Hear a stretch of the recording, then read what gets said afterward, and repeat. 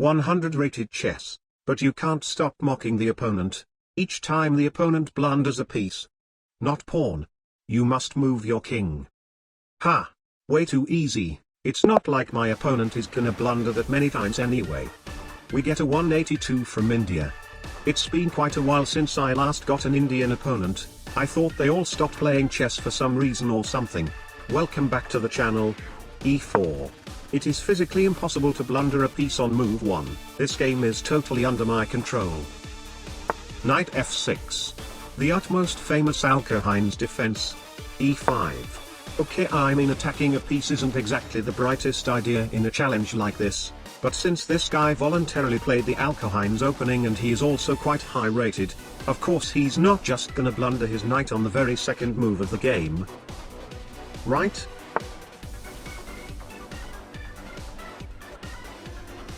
That blunders a horsey. King e2 is forced. Even worse, now he can take my pawn and open up the board to attack my bomb-clouded king. e6. Aha!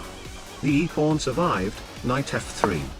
Okay, now you do not take the pawn, you didn't take it last move when it was free, so there is no reason to take it right now when it is defended.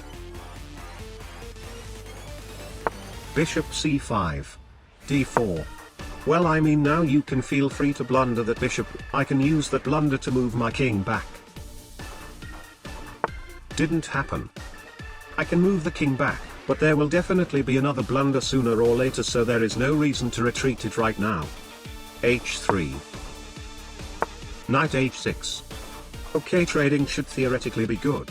The more I trade, the fewer materials he has to blunder. But if you think about it, this guy has been playing with his minor pieces instead of his queen, therefore by trading down I may provoke him to use his queen, which can lead to a lot of problems as he blunders the woman and I'm forced to move my king into danger. We'll halt the tradings for now. g4. Completely locking his knight down. If he castles, I'll trade to open up his king. f5. En passant is possible, but of course we shouldn't get the queen out. g5. Some people may say that he blundered his queen by letting bishop g5 trapping the queen, but no. He let me trap his queen, but I didn't do it, so it doesn't count. If your opponent doesn't see your blunder, then you didn't blunder. Therefore, in his point of view, I didn't trap his queen means I didn't see his blunder. He didn't blunder. I don't have to move my king. Knight f7. Rook g1. Rook g8. g6. We'll go straight at his king. A chess player can only blunder a checkmate, not the king himself, so it doesn't count as blundering a piece. H takes g6. Rook takes g6. His knight cannot move, it has to stay there to prevent bishop b5 trapping the queen. Never mind. Okay, you know what, I don't want to waste a move on that rook, but I also can't just trap his queen because a desperado I move my king and I'll lose even more materials. Let's just sack that rook for free. It's alright, I know what I'm doing, just get my queen in there and the game is done. Knight takes g6. Now I can go bishop g5. His knight can go back to block the bishop. In no world do you blunder your queen here after I've sacked my rook just to keep your queen alive. Yes. Knight h4. Okay, good, his entire position is clumped down, the king's side is completely open, as long as he doesn't blunder anything right now. Are you serious? That blunders a bishop, I have to move my king. Okay, you know what, just take my other rook, let's go, that rook will happily die for 2 tempos. Yes. Okay, but with 2 tempos on my hand, queen h5 can be a bit too rushy. Bishop e2 first. Bishop takes a1. Bishop h5 check. Had I gone queen h5 first, he could have blocked with g6, but bishop h5 makes g6 now not the best move anymore. King f8. Knight g6 check. Yes, now knight takes g6 is not a queen blunder anymore, it is literally the best move of the position, sacrificing the queen to save the king. I can take his queen without having to move the king first, an early resignation is absolutely in order. Or he can move his king instead, which blunders a knight. King move is forced. Knight takes g6. Aha.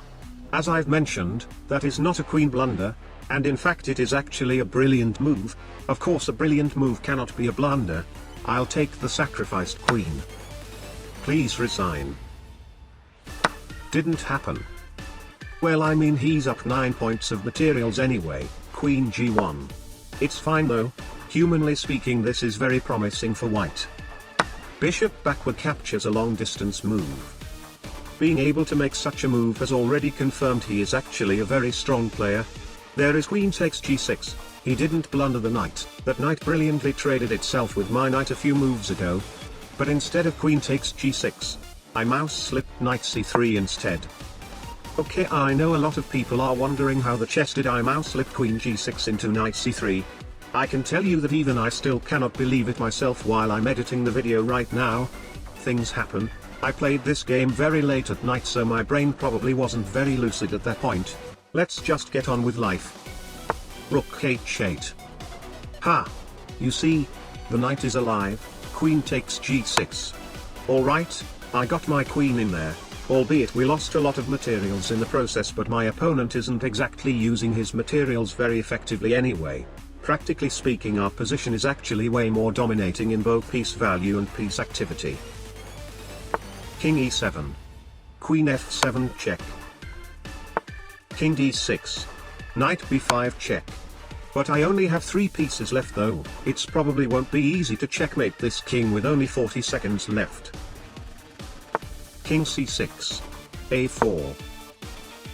a6. Bishop f3 check. King c5.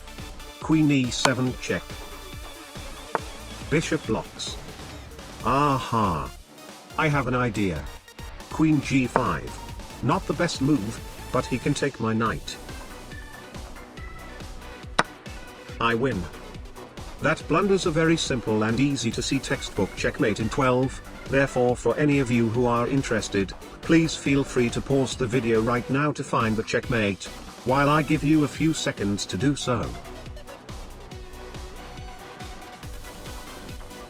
Okay, for anyone who was able to find it, congratulations, and if you're only here to enjoy the show, it's alright, it's actually just a series of checks and you are definitely going to find it if you're willing to spend more time looking for it.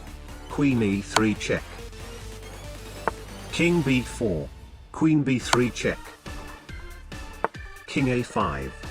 Well, that makes things a lot more simple. Queen takes b5.